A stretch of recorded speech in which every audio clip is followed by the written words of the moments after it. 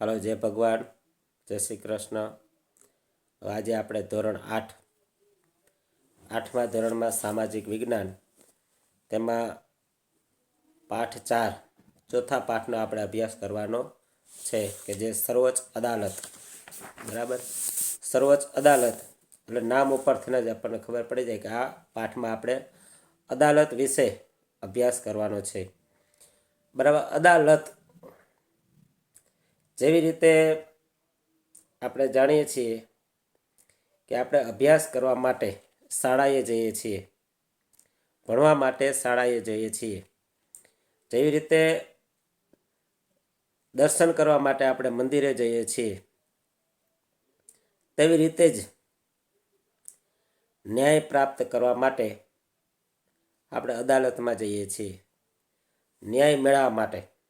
બરાબર, આપણા અધિકારોનું રક્ષણ કરવા માટે, ન્યાય મેળવવા માટે, અથવા કોઈ પણ બાબતનું સમાધાન કરવા માટે અદાલતને શરણે આપણે જઈએ છીએ. તો આપણે સૌપ્રથમ આમાં જોઈએ કે કાયદાઓ અને નિયમો. જેમ કે આપણે જાણીએ છીએ કે આપણા ઘરમાં શાંતિ અને વ્યવસ્થા જાળવી રાખવા માટે અમુક નિયમોનું પાલન આપણે કરવું પડે છે. બરાબર, કે સાંજે આપણે 10 વાગ્યા સુધીમાં ઘરે આવી જવું. બરાબર, ત્યાર પછી આપણા જે ચપ્પલ હોય છે આપણે આપણા જે રૂમની બહાર ઉતારવામાં આવે છે. બરાબર, ઘરમાં આપણે માતા પિતા વડીલોને માન આપવામાં આવે છે. તો ઘરમાં પણ અમુક નિયમો હોય છે. શાળામાં પણ વ્યવસ્થા અને સંચાલન જાળવી રાખવા માટે શાળામાં પણ અમુક નિયમો રાખવામાં આવે છે. તો આવી રીતે જ બધા દેશમાં વ્યવસ્થા અને સંચાલન માટે નિયમો અને કાયદાઓ બનાવવામાં આવે છે, કે દેશમાં શાંતિ જળવાય, દેશમાં સુરક્ષા જળવાય અને દેશમાં શિસ્ત રહે. એટલા માટે કાયદાઓ અને નિયમો ઘડવામાં આવે છે. પ્રશ્ન આમાં પૂછાયો કે દેશમાં કાયદાઓ શા માટે ઘડવામાં આવે છે? તો દેશમાં શાંતિ, સુરક્ષા અને શિસ્ત માટે કાયદાઓનું ઘડતર કરવામાં આવે છે. દેશમાં અપરાધોને રોકવા માટે, ગુનાઓને રોકવા માટે કાયદાઓનું ઘડતર કરવામાં આવે છે. તો આ પાઠમાં આપણે જોઈએ કે કાયદાઓ જે આપણા દેશમાં ન્યાયતંત્રમાં ન્યાય આપવા માટે તાલુકાની અદાલત, પછી જિલ્લાની અદાલત, વડી અદાલત અને સર્વોચ્ચ અદાલત એમ સળંગ ન્યાય વ્યવસ્થા બનાવવામાં આવેલી છે. બરાબર, હવે જ્યારે દેશનો કોઈ નાગરિક અથવા સંસ્થા કાયદાનું ઉલ્લંઘન કરે, બરાબર, અથવા કોઈ અપરાધ કરે, કાયદા પ્રમાણે પાલન ન કરે, તો તેને એક નિશ્ચિત પ્રક્રિયામાંથી પસાર થવું પડે છે. કાયદાની એક નિશ્ચિત પ્રક્રિયામાંથી એને પસાર થવું પડે. બરાબર, ન્યાય પ્રાપ્ત કરવા માટે, અથવા તો કાંઈ અપરાધ હોય, બરાબર, તો એને રોકવા માટે એક નિશ્ચિત ન્યાયની પ્રક્રિયામાંથી પસાર થવું પડે છે. તો ન્યાયની પ્રક્રિયા માટે ન્યાય આપણે જોતો હોય, બરાબર, કોઈ બાબતનું સમાધાન કરવું હોય, તો આ ન્યાય માટે જે તાલુકાની અંદર પણ તાલુકા અદાલતની રચના કરવામાં આવેલી છે, કે તાલુકામાં પણ કોર્ટ હોય છે, અદાલત હોય છે, કે જ્યાં કોઈ કેસ હોય છે તે કેસનો ઉકેલ લાવવામાં આવે છે. કોઈની વચ્ચે ઝઘડાઓ થયા હોય, કોઈની વચ્ચે કોઈ જમીનનો પ્રશ્ન હોય, બરાબર, કોઈ સામાજિક પ્રશ્ન હોય, તો આ પ્રશ્નનું આપણે કોર્ટમાં જઈએ છીએ. આપણે બધા જાણતા હોય છે, એવું સાંભળેલું કે એ બે કોર્ટ કેસ કર્યો છે, બરાબર, કોર્ટમાં ગયા છે. તો આ કોર્ટ છે એ તાલુકાની અંદર પણ હોય. બરાબર, તાલુકાની ઉપર જો આપણે જોઈએ તો જિલ્લા અદાલત જિલ્લામાં આવેલી હોય છે, ત્યાં પણ આપણે ન્યાય છે એ પ્રાપ્ત કરી શકાય. એની ઉપર જઈએ તો વડી અદાલત, બરાબર, વડી અદાલત જે અમદાવાદમાં, ત્યાર પછી સર્વોચ્ચ અદાલત, સુપ્રીમ કોર્ટ દિલ્હી, બરાબર. સર્વોચ્ચ અદાલત સુધી આપણે ન્યાય છે પ્રાપ્ત કરવા માટે જઈ શકીએ. તો ન્યાયની પ્રક્રિયા છે કે આ ન્યાયાલય જે બનાવવામાં આવેલા છે અદાલતો, ત્યાંથી આપણને ન્યાય પ્રાપ્ત થાય. હવે ભારતીય લોકતંત્રમાં ન્યાયતંત્ર એ સરકારના 3 અંગોમાંનું એક મહત્વનું અંગ છે. આપણે જોયું કે સરકારના 3 અંગ હોય. બરાબર. સરકારના 3 અંગ હોય કે ધારાસભા, કારોબારી અને ન્યાયતંત્ર. આ સરકારના 3 અંગો હોય એમાંનું એક ન્યાયતંત્ર પણ એક સરકારનું અંગ જ છે. કે આ 3 અંગ ઉપર આપણો દેશ છે એ ઊભો છે. જો આ 3માંથી એકેય અંગ જો નબળું પડી જાય તો દેશ નબળો પડી જાય. દેશની શાંતિ, સુરક્ષા અને સલામતી છે વિખાઈ જાય. કે ધારાસભા જે ધારાઓ અથવા કાયદાઓ બનાવે, કારોબારી જે કાયદાઓનું પાલન કરાવે, બરાબર, અને ન્યાયતંત્ર કે જે કાયદાઓનું પાલન બરાબર ન કરતા હોય તેને સજા, દંડ અથવા ન્યાય આપવાનું કાર્ય કરે છે. બરાબર. તો સરકારના 3 અંગ છે એને દેશના 3 અંગ પણ કહી શકાય. બરાબર. કે એના આધારે આપણો દેશ છે એ અડીખમ ઊભો છે કે જેથી આપણા દેશમાં શાંતિ અને સુરક્ષા છે. હવે ધારાસભા અને કારોબારીથી સ્વતંત્ર રાખવામાં આવેલ છે. ન્યાયતંત્રને ધારાસભા અને કારોબારીથી સ્વતંત્ર અથવા તો અલગ રાખવામાં આવેલું છે. ન્યાયતંત્રને સ્વતંત્ર ન્યાયતંત્રનો શું મતલબ હોય છે? શું તમારી આજુબાજુની અદાલત અને નવી દિલ્હીમાં સ્થિત સર્વોચ્ચ અદાલત વચ્ચે કોઈ સંબંધ છે? આ પ્રકરણમાં તમને આવા સવાલોના જવાબ છે આપણને પ્રાપ્ત થશે. બરાબર. કે ન્યાયતંત્ર છે એ જે કારોબારી અને ધારાસભાથી શા માટે અલગ રાખવામાં આવેલ છે. બરાબર. આપણે સ્થાનિક લેવલે જે તાલુકા અદાલત, બરાબર, અને કેન્દ્રીય લેવલે જે સર્વોચ્ચ અદાલત, બરાબર, આ શા માટે અલગ રાખવામાં આવ્યા છે? બરાબર. કે જે સ્થાનિક લેવલના પ્રશ્ન હોય તો આ સ્થાનિક લેવલના પ્રશ્ન માટે જો આપણે દિલ્હી જાય તો ઘણું જ ખર્ચાળ થઈ જાય, ઘણો સમય લાગે, પ્રક્રિયા ઘણી લાંબી થઈ જાય અને ત્યાં પણ જે કામ હોય કામનો પ્રમાણ વધી જાય તો કામનો ઉકેલ સહી લાવવો ઘણું જ સમય લાગી જાય અને ઘણી મુશ્કેલી પડે. એટલા માટે સ્થાનિક લેવલે પણ ન્યાયતંત્રની રચના સહી કરવામાં આવેલી છે. મોટા પ્રશ્નો હોય તો છેલ્લે સુપ્રીમ કોર્ટ સુધી આ પ્રશ્નનું સમાધાન કરાવી શકાય. તો હવે જોઈએ સર્વોચ્ચ અદાલતની કામગીરી શું હોય છે. તો આપણા દેશની સર્વોચ્ચ અદાલત આપણે જાણીએ છીએ કે દિલ્હીમાં છે. દેશની બધી જ અદાલતોમાં સર્વોચ્ચ અદાલતનું સ્થાન સૌથી ઊંચું છે. દેશની બધી અદાલતોમાંથી, બરાબર, એટલે જ એને કીધું સર્વોચ્ચ અદાલત. નામ આપવામાં આવ્યું ને કે સર્વોચ્ચ અદાલત. બરાબર. સર્વોચ્ચ એટલે બધાથી ઉચ્ચ અદાલત છે એ દિલ્હીમાં આવેલી છે. બરાબર. અને સૌથી મોટી અદાલત. હવે ભારતમાં 28 જાન્યુઆરી 1950ના રોજ સર્વોચ્ચ અદાલતનો પ્રારંભ કરવામાં આવ્યો હતો. બરાબર. તો આ પ્રશ્ન છે એ યાદ રાખવાનો છે, ખાલી જગ્યામાં પૂછાય કે સર્વોચ્ચ અદાલતની સ્થાપના ક્યારે કરવામાં આવી હતી? તો 28મી જાન્યુઆરી અને 1950ના રોજ સર્વોચ્ચ અદાલતની સ્થાપના કરવામાં આવી હતી. હવે મૂળભૂત હકોના પાલન કરવા માટેનો અધિકાર સર્વોચ્ચ અદાલત પાસે છે. બરાબર. મૂળભૂત આપણા જે અધિકારો હોય આ અધિકારોનું પાલન કરવા માટેનો અધિકાર છે સર્વોચ્ચ અદાલત પાસે છે. કે દેશના દરેક નાગરિકે એના મૂળભૂત અધિકારો જે પ્રાપ્ત થયેલા છે, બરાબર, મૂળભૂત અધિકારો તેમને પ્રાપ્ત થવા જોઈએ અને તેમાં કોઈ પણ શોષણ, કોઈ પણ ભેદભાવ કે કોઈ પણ અનીતિ વિના દરેકને સમાનતાની રીતે, બરાબર, મૂળભૂત હકો છે એ ભોગવવાનો અધિકાર પ્રાપ્ત થવો જોઈએ. કોઈ પણ વ્યક્તિ કે સંસ્થા સર્વોચ્ચ અદાલતમાં ન્યાય મેળવવા માટે અરજી કરે છે.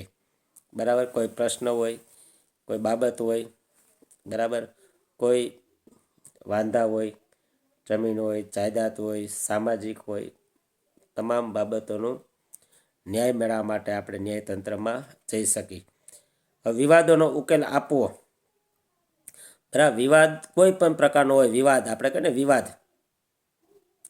વિવાદ આપણે કહીએ કે હું ખોટે ખોટું વિવાદમાં પડવું, ખોટે ખોટું કજિયામાં પડવું, ખોટે ખોટી ઝંઝાટમાં પડવું. બરાબર, વિવાદ તો આપણે જાણીએ છીએ કે ઘણી જગ્યાએ એવા વિવાદો, કોઈ નાના કજિયા હોય, કોઈ મોટા કજિયા હોય. બરાબર, કોઈ મોટા પ્રશ્ન હોય, કોઈ નાના પ્રોબ્લેમ હોય. તો સર્વોચ્ચ અદાલત નાગરિક અને સરકાર, રાજ્યો વચ્ચેના તથા કેન્દ્ર અને રાજ્ય વચ્ચેના વિવાદોને ઉકેલવાનું કાર્ય કરે છે.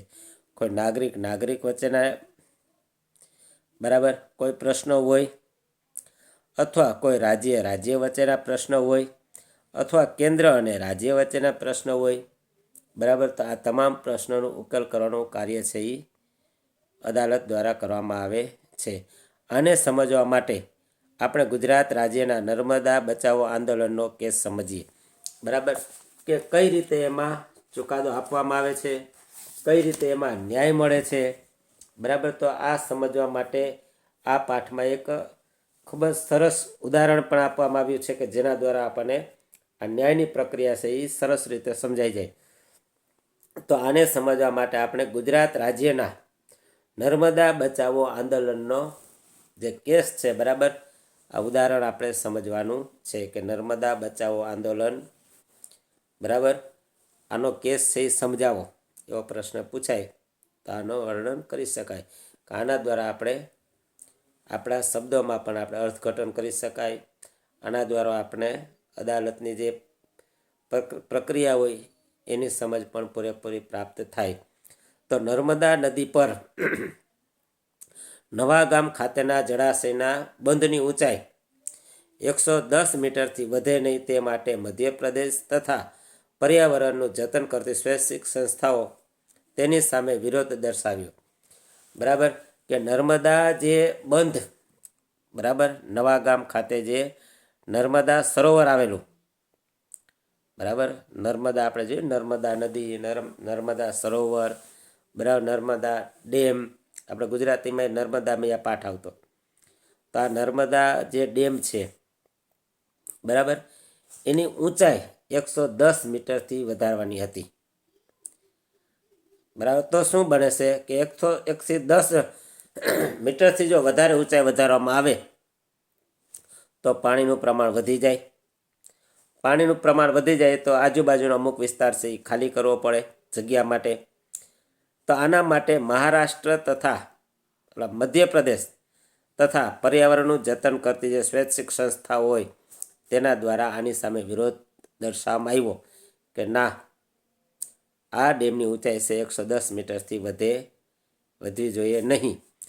તેઓના મતે આ બંધના બાંધકામથી ત્યાં રહેતા આદિવાસીઓને હટવું પડે. બરાબર, ડેમની વિસ્તાર જો વધારવામાં આવે તો અમુક લોકોને તે વિસ્તારમાંથી જતા રહેવું પડે. તો આદિવાસી રહેતા હતા તો તેને વિસ્તાર છે એ ખાલી કરવો પડે. તો તેમના મૂળભૂત અધિકારોનો ભંગ થાય. બરાબર, રાજ્યો વચ્ચેની આ તકરારનો ઉકેલ લાવવા માટે, બરાબર, આ રાજ્યો વચ્ચેનો જે પ્રશ્ન હતો આપણે જોયું કે રાજ્ય વચ્ચેનો પ્રશ્ન હોય પણ એનું સમાધાન પણ સર્વોચ્ચ અદાલત દ્વારા કરવામાં આવે છે. હવે રાજ્યો વચ્ચેની આ તકરારનો ઉકેલ લાવવા માટે ક્યારે 8મી માર્ચ અને 2006ના રોજ સર્વોચ્ચ અદાલતે ચુકાદો આપ્યો. બરાબર, આ રાજ્યનો પ્રશ્ન તો એ ક્યાં ગયો? અદાલતમાં ગયો. અદાલતે એનો જવાબ તો આપવો પડે. અદાલતે જવાબ આપવો પડે કે ભાઈ આ બાબત છે એનો આ સમાધાન આવ્યું છે, પછી બધાએ માન્ય રાખવું પડે. બરાબર, કે આપણા જે ઘરમાં કાંઈ પ્રશ્ન બન્યો હોય તો આપણા દાદા જે રીતે સમજાવે એ રીતે એના દીકરાઓને પાલન કરવું પડે. બરાબર, તો આ સર્વોચ્ચ અદાલત, બરાબર, કે જે આપણા સર્વોચ્ચ વડીલ, બરાબર, કે દેશનું સર્વોચ્ચ ન્યાયતંત્ર, એનું પાલન દેશના દરેક નાગરિકે, દરેક રાજ્યએ કરવું પડે. તો અદાલતે શું ચુકાદો આપ્યો?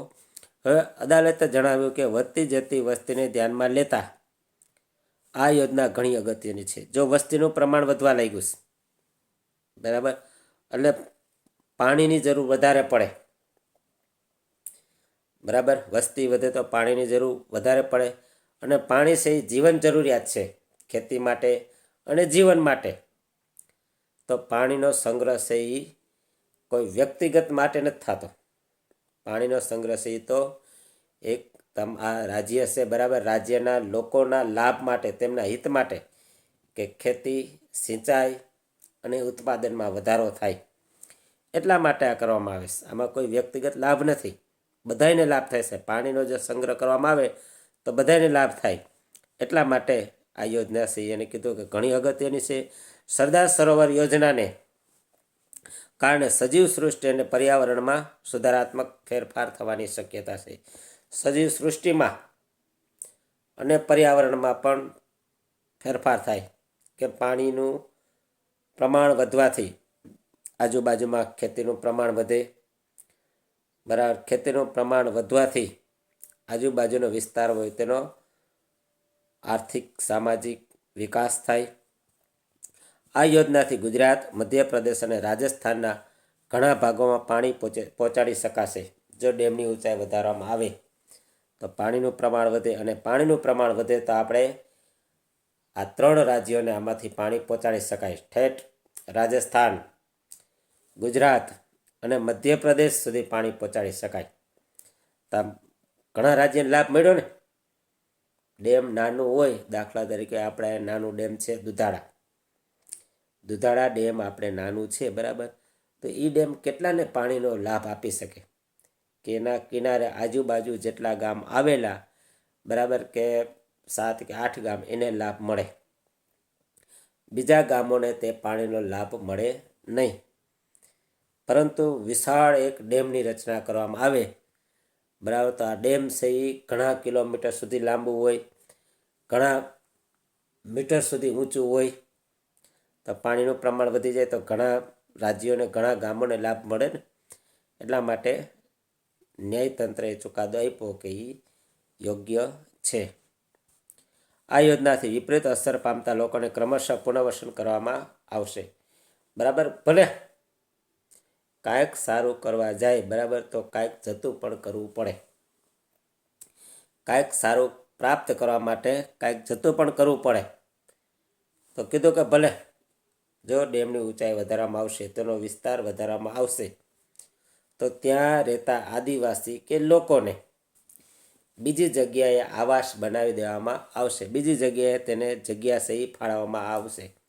ત્યાં મકાન, રહેવાનું, પાણી, બધી સુવિધા પણ સરકાર તરફથી કરી આપવામાં આવશે. એટલે આ એક ચુકાદો કે જે પ્રજાના પણ હિતમાં, જે લોકો જાય છે એને પણ ઘર વિના નથી રહેવાનું, સમાજ વિના નથી રહેવાનું, એમને પણ નવી રચના કરવામાં આવશે. અને પાણીનું પ્રમાણ વધશે તો આટલા રાજ્યને લાભ થશે, બરાબર. એટલે અંતે તો આમાં કોઈ મેં નિર્ણય આપ્યો હોય તો કોઈ મારો વ્યક્તિગત આમાં લાભ નથી. આ તો આખા પ્રદેશનો લાભ છે. તો આવી રીતે સમજાવીને આ કાર્ય છે આગળ કરવામાં આવે છે. આ રીતે તેમના મૂળભૂત અધિકારોનો ભંગ પણ થશે નહીં, તેમને પુનર્વસન કરવામાં આવશે, બરાબર. તો આ નર્મદા જે બંધનો કેસ હતો એ આવી રીતે સમાધાન કરવામાં આવે છે. તો આવી રીતે આ વ્યક્તિ વચ્ચે પણ જો ઘણી વખત કોઈ એવા બનાવો બની જાય, બરાબર, કોઈ જમીનના લીધે, કોઈ રસ્તાઓના લીધે, કોઈ પાણીના લીધે, તો આ પ્રશ્નોનું વ્યક્તિગત સમાધાન પણ આપણે તાલુકા પંચાયતમાં જે હોય છે અદાલત, તાલુકા અદાલતમાં કેસ અથવા અરજી કરી શકી અને આપણે તેનું સમાધાન છે મેળવી શકાય. હવે આજે આપણે જોઈએ સુપ્રીમ કોર્ટે ચુકાદો આપ્યો હતો, કારણ કે રાજ્ય વચ્ચેનો જે તકરાર હોય, બરાબર, એ કેસ સીધા સુપ્રીમ કોર્ટ, સર્વોચ્ચ અદાલત ન્યૂ દિલ્હીમાં સુપ્રીમ કોર્ટ દ્વારા આનો ચુકાદો છે આપવામાં આવે. હવે ન્યાયતંત્ર સ્વતંત્ર કેમ, જ્યાં બીજું એક આપણને સમજ આપવામાં આવેલી છે કે ન્યાયતંત્ર સ્વતંત્ર કેમ, કે ન્યાયતંત્રને શા માટે સ્વતંત્ર રાખવામાં આવ્યું છે, બરાબર. હવે આપણે જોઈએ કે જેટલી સ્વતંત્રતા આપવામાં આવે એટલું કામ છે સ્વતંત્ર રીતે કરી શકાય, બરાબર. મેં હમણાં બાળકોને હું કહું કે હાલો બાળકો, 8મા ધોરણના બધાએ બાળકોએ એક નિબંધ લખવાનો છે. બરાબર, નિબંધ તમારે એના વિશે લખવાનો છે કે સામાન્ય દિવાળી વિશે તમારે નિબંધ લખવાનો છે. બરાબર, પણ ફક્ત દિવાળીમાં તમારે દિવાળીની જે ખાણીપીણી હોય આના વિશે તમારે નિબંધ લખવાનો છે. બરાબર, તો આ સ્વતંત્રતા ન થઈ, કારણ કે આમાં તો તમારી સ્વતંત્રતાને મર્યાદિત કરી દેવામાં આવી કે તમારો આ ખાણીપીણીને લગતો જ આમાં તમે લખી શકો, વધારે લખી શકો નહીં. પણ તમને સ્વતંત્રતા આપવામાં આવી કે હાલો ભાઈ, દિવાળીનો નિબંધ છે એ તમારે લખવાનો છે. તમને જે આવડતું હોય, જે તમે એમાં કરતા હોય બધું તમારે લખવાનું છે. તો સ્વતંત્ર રીતે તમે 1 પેજ કે 2 પેજ એમાં લખી શકો, કારણ કે કાર્ય સારી રીતે કરી શકો. તમે સ્વતંત્ર આપવામાં આવ્યું, તમે ગમે તે લખી શકો. તમારા વિચાર, તમારો અનુભવ, તમે જોયેલું, તમે અવલોકન કરેલું, એ બધું એમાં લખવાનું. તો આ ન્યાયતંત્રમાં શા માટે સ્વતંત્રતા આપવામાં આવી? જો સ્વતંત્ર ન હોય, બરાબર, તો એને કોઈના નીચે રહેવું પડે. સ્વતંત્ર કોને કહે? કે જે કોઈની નીચે નથી. બરાબર, પોતાની રીતે જ તમામ નિર્ણય લઈ શકે એને સ્વતંત્ર કહેવાય. કે ભારત દેશ સ્વતંત્ર છે અત્યારે, કે ભારત દેશ પોતાના સંવિધાનના લીધે કોઈ પણ નિર્ણય અથવા કોઈ પણ કાનૂન લઈ શકે, કે એમાં ફેરફાર કે પરિવર્તન કરી શકે. જ્યારે આપણો દેશ ગુલામ હતો ત્યારે આપણે એમાં કાંઈ નિર્ણય લઈ શકતા નહીં. તો ન્યાયતંત્રમાં આવું છે. જેમ ન્યાયતંત્રને શા માટે સ્વતંત્રતા રાખવામાં આવી છે? કે જેથી કરીને એમાં કોઈ અન્યાય ન થાય, કોઈ અનીતિ ન થાય, અને ન્યાયાધીશ તટસ્થ રહીને, બરાબર, એક સત્યનું પાલન કરીને સ્વતંત્ર રીતે ન્યાય આપી શકે. કોઈના દબાવમાં નહીં, કોઈની નીચે નહીં, કે કોઈના ડર અને ભયમાં રહ્યા વિના, બરાબર, પોતાને યોગ્ય લાગે નીતિ અને નિયમ અને સંવિધાન મુજબ તે છે એ નિર્ણય લઈ શકે. એટલા માટે ન્યાયતંત્રને અલગ રાખવામાં આવ્યું છે. કે કોનાથી? કારોબારી અને ધારાસભા. આપણે જોયું કે કારોબારી અને ધારાસભાથી અલગ રાખવામાં આવેલું છે. બરાબર, ધારો કે એક તાકાતવર વ્યક્તિએ તમારા પરિવારની જમીન ઉપર કબજો કરી લીધો હોય. આમાં ઉદાહરણ આપ્યું છે કે કોઈ એવી શક્તિશાળી વ્યક્તિએ આપણી જમીન ઉપર કબજો કરી લીધો હોય. તમે એક એવી વ્યવસ્થામાં રહો છો જ્યાં વ્યક્તિઓ કોઈ ન્યાયાધીશને તેના પદ પરથી હટાવી શકે. બરાબર, હવે એમાં જે શક્તિશાળી વ્યક્તિ છે એનામાં એટલી શક્તિ છે, એટલી પહોંચ છે કે ન્યાયાધીશને સુધી પણ એની પહોંચ હોય કે ન્યાયાધીશને બદલી કરાવી શકે, એના પદ ઉપરથી હટાવી પણ શકે. પરંતુ આવું ન થાય. બરાબર, એટલા માટે તાકાતવર વ્યક્તિનું ન્યાયાધીશ પર જો નિયંત્રણ રહે તો ન્યાયાધીશ સ્વતંત્ર રૂપથી કોઈ નિર્ણય લઈ શકે નહીં. કોઈ વ્યક્તિનો જેના પર અધિકાર રહેતો હોય તો ન્યાય આપી શકે નહીં. સ્વતંત્રતાનો આ અભાવ ન્યાયાધીશને એ વાત માટે મજબૂર કરી દે છે કે તેને હંમેશા તે વ્યક્તિની તરફેણમાં જ ચુકાદો આપવો પડે છે. બરાબર, પરંતુ ભારતીય બંધારણમાં આવું નથી. પરંતુ ભારતીય બંધારણ આ કાયદાની દખલગીરી પસંદ કરતું નથી. આથી આપણા બંધારણમાં ન્યાયતંત્રને કારોબારી ધારાસભાથી સ્વતંત્ર રાખવામાં આવ્યું છે. આથી એકવાર વડી અદાલત અને સર્વોચ્ચ અદાલતના ન્યાયાધીશોની નિયુક્તિ થઈ ગયા પછી કોઈ ન્યાયાધીશને તેમના પદ પરથી હટાવવા ઘણા જ મુશ્કેલ હોય છે. આવી એમાં કાનૂની જોગવાઈ છે. જો કોઈ વ્યક્તિને એમ લાગે કે તેના મૂળભૂત અધિકારોનું ઉલ્લંઘન થઈ રહ્યું છે તો તે અદાલતમાં જઈ શકે છે અને અદાલત તેને તટસ્થ સાચો નિર્ણય આપી શકે છે. હવે આપણે જોઈએ કે વિભિન્ન સ્તરની અદાલતો શું એકબીજા સાથે જોડાયેલી છે? પાના નંબર 28 કે વિવિધ સ્તરની અદાલતો શું એકબીજા સાથે જોડાયેલી છે?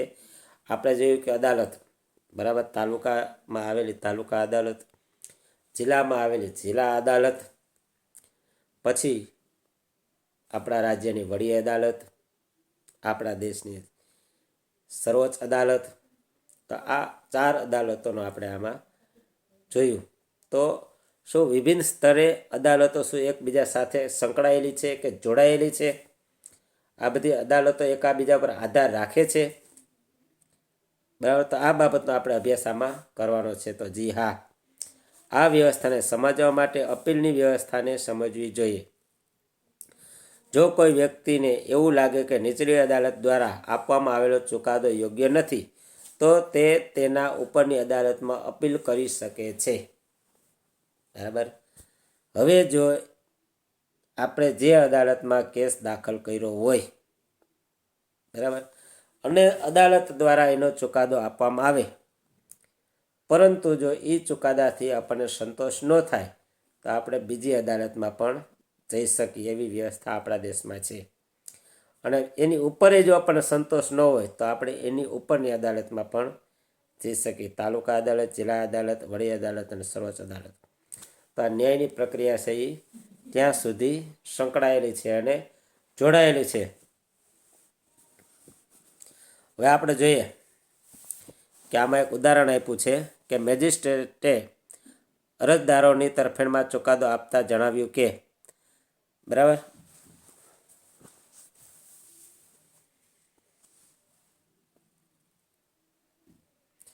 અપીલની વ્યવસ્થાને સમજવા માટે આવો આપણે આ એક કેસ જોઈએ. હવે અપીલ, બરાબર, કે એક અદાલતમાંથી બીજી અદાલતમાં આપણે કેસ કઈ રીતે લઈ જઈએ છીએ, તો એના માટે પણ એક અહીંયા ખૂબ જ સરસ ઉદાહરણ આપવામાં આવ્યું છે. તો ચોપડીમાં વાંચજો અને સમજજો કે આ કેસમાં હકીકત એવી હતી કે રતલામ મ્યુનિસિપાલિટીએ બનાવેલ નવા રોડની દક્ષિણ બાજુએ કેટલાક મકાનો આવેલા હતા, બરાબર? મ્યુનિસિપાલિટી દ્વારા જે નવો એક રોડ બનાવવામાં આવ્યો હતો, બરાબર? તો આ રોડની આપણે જોઈએ કે રોડની બાજુમાં સોસાયટી હોય, મકાન હોય, તો ઘણા બધા મકાનો આવેલા હતા. હવે આ મકાનોની પાછળ અને કોલેજની હદ સાથે મ્યુનિસિપાલિટીનો જૂનો રોડ અને નવો રોડ સરકારી કોલેજને જોડતો હતો, બરાબર? આપણે જાણીએ છીએ કે આ બાજુ સરકાર દ્વારા એક નવો રોડ બનાવવામાં આવેલો છે, આ બાજુ એક જૂનો રોડ એક આવેલો છે, બરાબર? આ બાજુ એક રોડના કાંઠે એક સોસાયટી પણ આવેલી છે. તો બંને રસ્તાઓ છે એ આગળ જતા કેમ ભેગા થઈ જતા હોય, બરાબર? તો આ એવી રીતે આ રસ્તાઓ અને રોડ, અને હજી જોઈ કે આની અંદર શું પ્રશ્ન છે.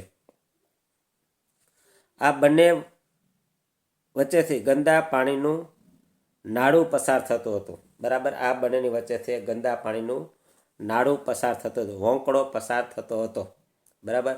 આપણે જાણીએ કે આ જે મ્યુનિસિપાલિટી દ્વારા આ છે રોડ છે એ એક બનાવવામાં આવ્યો. અહીંયા છે એ મકાન પણ છે આજુબાજુમાં, બરાબર? હવે અહીંયા જોઈએ કે એક વચ્ચે એક ગંદા પાણીનું નાળું અહીંયા એક જાય છે, પાણીની ગટર કે પાણીનો વપડો કે પાણીનું નાળું જાય છે. હવે આ બાજુ એક આપણે જોઈએ તો એક કાચો રસ્તો પણ, જૂનો અને કાચો રસ્તો પણ જાય છે, બરાબર? તો હવે આગળ શું બને છે? હવે આ નાળામાં તેમાં રંગ રસાયણ કારખાનાના ગંદા પદાર્થો કે જેમાંથી રંગ રસાયણની ગંદી વાસ આવતી હતી.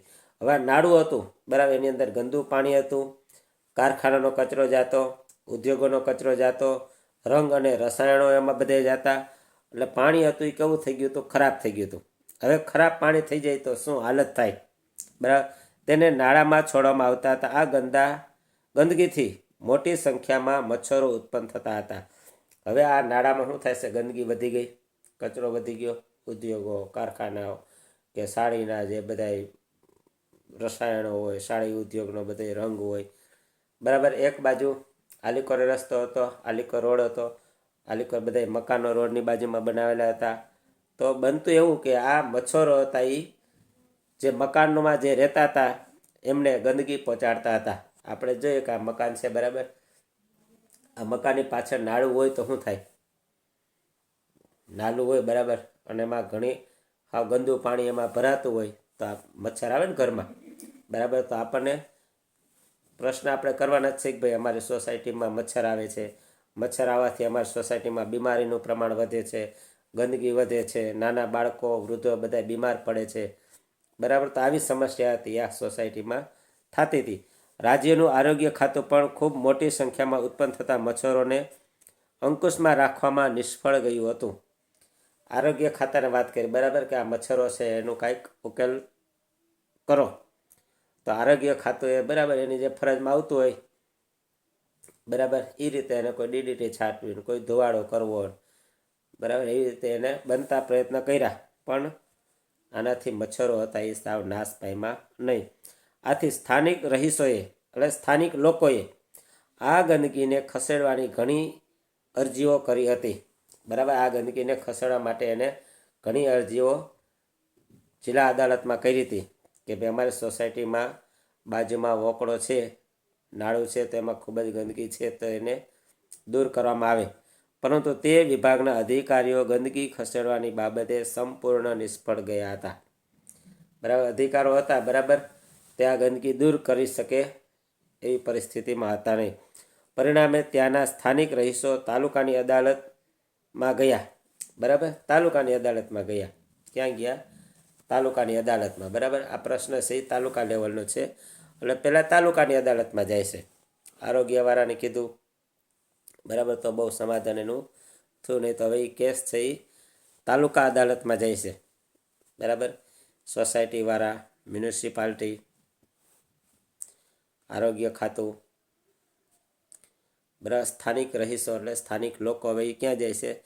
તાલુકા અદાલતમાં જઈને કેસ દાખલ કરે કે ભાઈ અમારી સોસાયટીમાં ગંદા પાણીનો પ્રશ્ન છે, બરાબર, કે આ વોકડાનું ગંદુ પાણી છે, બરાબર, તેનાથી ગંદકી ફેલાય છે, રોગ ફેલાય છે અને મચ્છરો ફેલાય છે.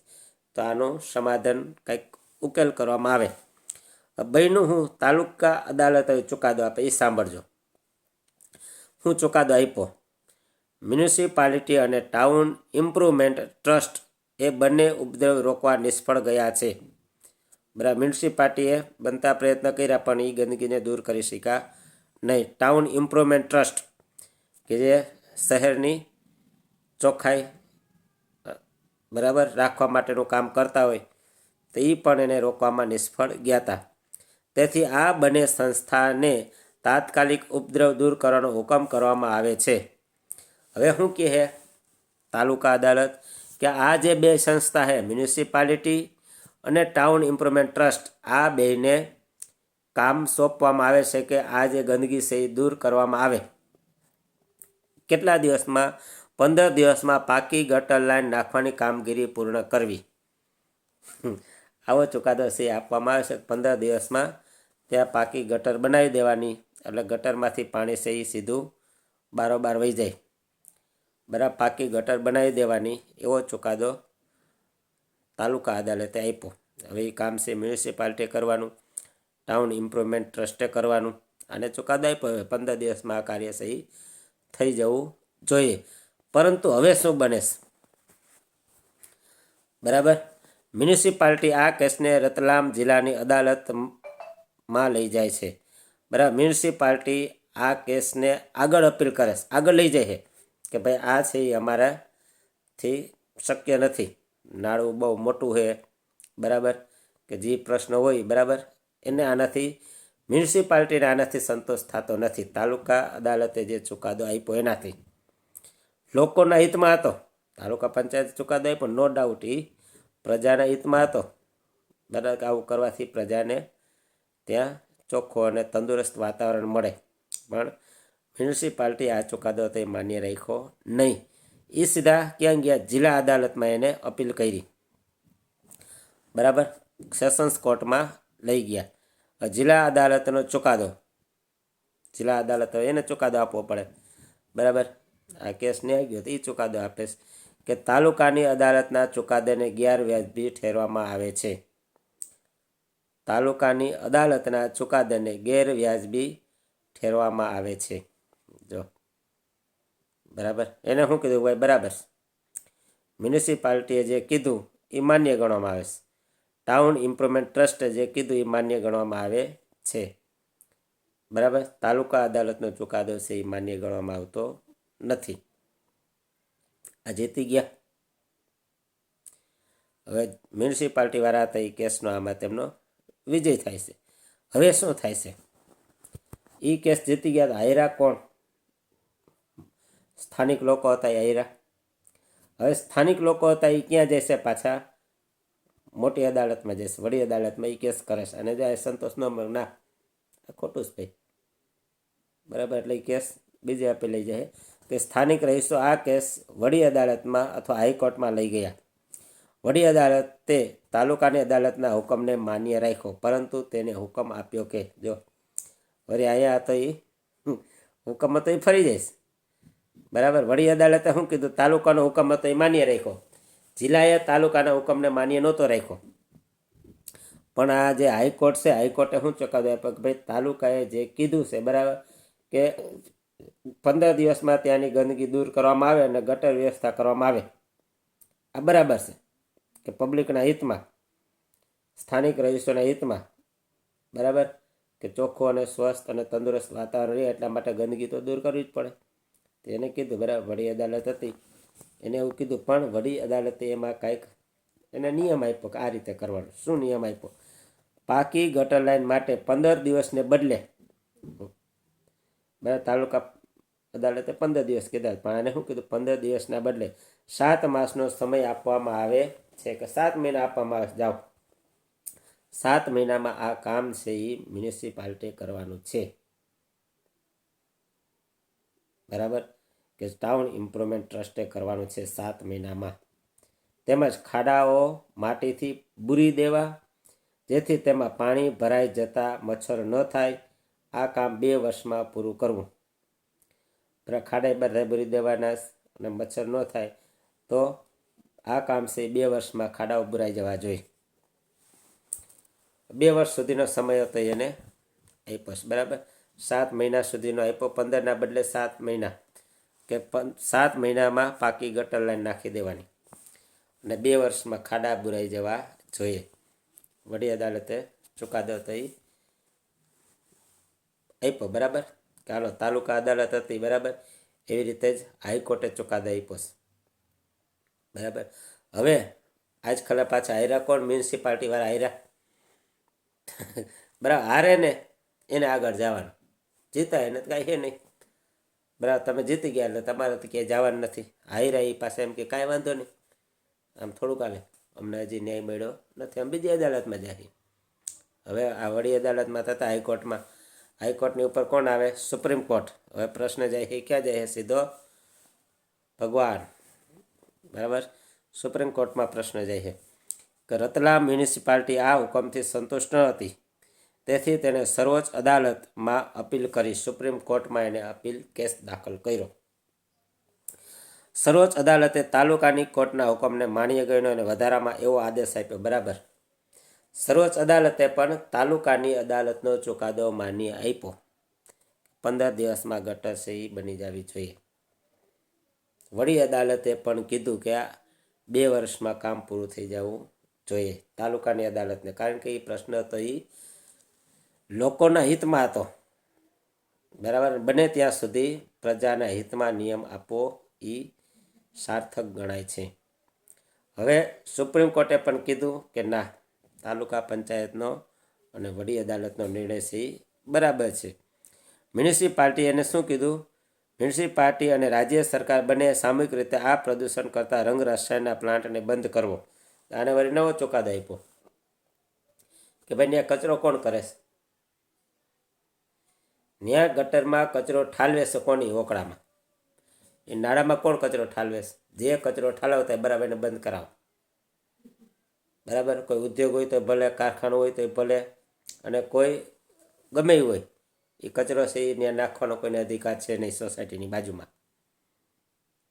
અને બરાબર નવો ચુકાદો આપ્યો કે એ નાળું બરાબર, નાળું બનાવો, નાળાની બાજુમાં કચરો નાખશે, નાળું તમે બંધ કરો તો એની બાજુમાં નાખશે. ખાડો બુરી દે તો રોડને કાંઠે નાખશે. પણ આને ચુકાદો આપ્યો કે ભાઈ કચરો નાખવાવાળાને કારખાના ગમે એ બંધ કરાવી દો, કચરો આવે જ નહીં, બરાબર. Very good. કે મ્યુનિસિપાલિટી અને રાજ્ય સરકાર બંને સામૂહિક રીતે આ પ્રદૂષણ કરતા રંગ રસાયણને બંધ કરી દેવો ચુકાદો આપ્યો. બરાબર. સર્વોચ્ચ અદાલત પછી આ ચુકાદો છે હવે એ મ્યુનિસિપાલિટીએ અને જે હતી ટાઉન ઇમ્પ્રુવમેન્ટ ટ્રસ્ટ આ બંને પાલન કરવું પડે અને ગમે એ રીતે પછી એને હવે ઉદ્યોગ અને કારખાનાને બંધ કરવા માટેનો નિર્ણય લેવો પડે અથવા સુપ્રીમ કોર્ટે જે કેસ આપ્યો બરાબર એ લાસ્ટ એન્ડ ફાઇનલ બરાબર કે જેમાં નો એગ્રીમેન્ટ નો કોઈ દલીલ નો એગ્રીમેન્ટ આપણે કહીએ ને એગ્રીમેન્ટ એટલે કોઈ દલીલ એમાં હાલે નહીં. નથી કહેતા કે ભાઈ છેલ્લો ચુકાદો આવી ગયો, હવે શું દરેક વ્યક્તિ અદાલતની શરણમાં જઈ શકે છે? છેલ્લું છે બરાબર કે આપણે આગળ જોયું કે દરેક વ્યક્તિ પોતાના મૂળભૂત અધિકારોના રક્ષણ માટે અદાલતમાં જઈ શકે છે. દરેક વ્યક્તિ આપણે જે મૂળભૂત જીવન જીવવાના જે અધિકારો આપણે પ્રાપ્ત થયા છે બરાબર અને એ પણ ન થતા હોય તો આપણા રક્ષણ માટે આપણા હિત માટે આપણે ન્યાય અદાલતમાં જઈ શકીએ. પરંતુ વાસ્તવમાં ગરીબોને અદાલતમાં જવું ઘણું મુશ્કેલ હોય છે બરાબર. અદાલતમાં જઈએ તો એમાં પણ એક લાંબી પ્રક્રિયા છે, એમાં અમુક ખર્ચ પણ આવે. પરંતુ ગરીબ લોકો હોય તેમની પાસે પૈસા ન હોય અને તેમના પ્રત્યે અન્યાય થતો હોય તો એ અદાલતમાં કઈ રીતે જઈ શકે અને કઈ રીતે ન્યાય પ્રાપ્ત કરી શકે? કાનૂની પ્રક્રિયામાં ન કેવળ ઘણા પૈસા અને કાગળોની કાર્યવાહીની જરૂર પડે છે, ખાલી પૈસા અને ડોક્યુમેન્ટ્સ નહીં, કાગળ નહીં, પરંતુ પણ તેમાં સમય પણ બહુ લાગે છે બરાબર. આજે આપણો પાણીનો પ્રશ્ન હતો, ગંદકીનો પ્રશ્ન, એ થેટ સુપ્રીમ કોર્ટ સુધી ગયો તો એમાં ઘણો સમય લાગી જાય ચુકાદો આવતા આવતા. જો કોઈ ગરીબ આદમી વાંચવા લખવાનું જાણતો નથી અને તેનો આખો પરિવાર મજૂરીથી ગુજરાન ચલાવતો હોય બરાબર, અભણ હોય અને મજૂરી કામ કરતા હોય કોઈ પરિવાર, તો અદાલતમાં જવાનું અને ન્યાય મેળવવાનું કામ તેમના માટે ઘણું મુશ્કેલ હોય છે. કારણ કે એક તો એને મજૂરીએ જવાનું હોય, પૈસા તેમની પાસે છે નહીં, ટાઈમ છે નહીં, તો તેને અદાલતમાં જવું એમ કે ઘણું અઘરું પડી જાય છે.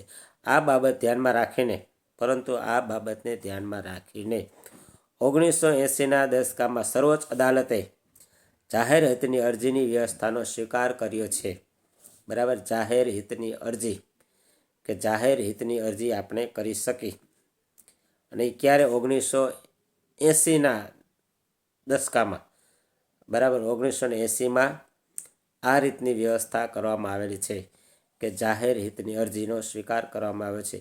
આ રીતે સર્વોચ્ચ અદાલતે ન્યાય વધુમાં વધુ લોકો સુધી પહોંચી શકે તેવો પ્રયાસ કર્યો છે કે સ્થાનિક લોકો સુધી, ગરીબ માણસો સુધી ન્યાય સહી પહોંચી શકે. જાહેર હિતની અરજી બરાબર કે ગરીબ માણસો પણ સાચો ન્યાય પ્રાપ્ત કરી શકે, તે પણ કોઈ બાબતનું સમાધાન કરી શકે. એટલા માટે સરકાર દ્વારા આ વ્યવસ્થા કરવામાં આવી છે. ન્યાયતંત્ર તરફથી કોઈ પણ વ્યક્તિ અથવા સંસ્થાને એવા લોકો તરફથી જનહિતની અરજી કરવાનો અધિકાર આપવામાં આવ્યો છે જેના અધિકારોનું ઉલ્લંઘન થઈ રહ્યું છે. તે આ અરજી વડી અદાલત અથવા સર્વોચ્ચ અદાલતમાં જ કરી શકે છે. પરંતુ આ સહી વડી અદાલત અથવા સર્વોચ્ચ અદાલતમાં આનો ચુકાદો સહી લાવી શકાય. 1980ના દાયકા પછી જાહેર હિતની અરજીના માધ્યમથી ઘણા બધા મુદ્દા પર લોકોને ન્યાય આપવામાં આવ્યો છે. મજૂરોને અમાન્ય શ્રમથી મુક્તિ આપવા માટે જાહેર હિતની અરજીનો ઉપયોગ કરવામાં આવ્યો હતો બરાબર. મજૂરોને જો પૂરું વેતન ન મળતું હોય બરાબર, વધારે પડતો શ્રમ કરવામાં આવતો હોય બરાબર, અથવા બાળકોને જોડવામાં આવતા હોય, બાળ મજૂરી થતી હોય બરાબર, તો એને અસંતોષ થતો હોય તેના માટે એ જાહેર હિતમાં અરજી કરી શકે. અને આવું ઘણી કેસો આવા બનેલા છે. બિહાર જેલમાં સજા ભોગવ્યા પછી પણ છોડી દેવામાં નથી આવ્યા તેવા કેદીઓને છોડવામાં માટે પણ જાહેર હિતની અરજીનો ઉપયોગ કરવામાં આવ્યો હતો બરાબર. કે બિહાર જેલની અંદર જે કેદીઓ હતા બરાબર, તો સજા ભોગવ્યા પછી પણ છોડી દેવામાં નથી આવ્યા. સજા પૂરી થઈ ગઈ તો બરાબર, ત્યાર પછી એને છોડી દેવામાં આવ્યા નહોતા. તો આવા કેદીઓને છોડાવવા માટે પણ જાહેર હિતની અરજીઓ ત્યાં કરવામાં આવી હતી. બરાબર. તો આ પાઠ હોય છે એ પૂર્ણ થાય છે કે પાઠમાં ખૂબ જ સારી સમજ આપવામાં આવેલી છે કે આપણે ન્યાય કઈ રીતે મેળવવો જોઈએ, ન્યાય કોને કહેવાય, એની કેવી આપણા દેશમાં વ્યવસ્થા છે. તો આ વિડીયો આપણે બને ત્યાં સુધી 2-3 વાર જોવાનો અને આના જે સ્વાધ્યાયના બધા પ્રશ્ન છે એ લખી લેવાના છે અને પાકા કરી લેવાના છે. બરાબર, કે આગામી ટેસ્ટમાં તમને ઉપયોગી થાય. અને તમારે ટેસ્ટ હોય એ ઘરે ભરવાની છે આવે તો, બરાબર, ઘરે ભરવાનું આવે તો ઘરે ભરવાની છે સામાજિક વિજ્ઞાનની ટેસ્ટ. બરાબર, અને એક ગુપ્તતા જાળવીને, બરાબર, તમારી રીતે તમારી ભાષામાં ટેસ્ટ છે એ લખવાની છે. અને બધા પ્રશ્નો તમારે પાઠ જે મેં કીધા છે એકમ કસોટીના એ પાકા કરી લેવાના છે. હાલો, જય ભગવાન.